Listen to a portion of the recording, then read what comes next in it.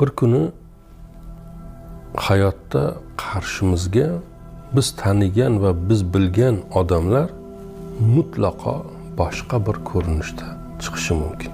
Men Abduqayimni bilaman bugun, ammo 10 yildan keyin Abduqayim meni qarshimga kelib o'tiradi. U Abduqayim bu Abduqayim emas. Nima bo'ldi u Abduqayimga? Bu beg'ubor Abduqayim nimaga unaqa o'zgarib ketdi degan mingta savol berishimiz mumkin. Yoki bu deylik bir qadar odobsiz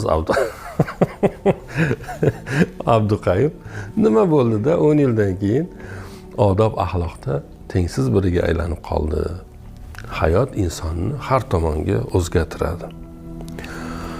Boshqa bir shaharga bordim deydi bugungi hikoyani bizga aytib bergan odam.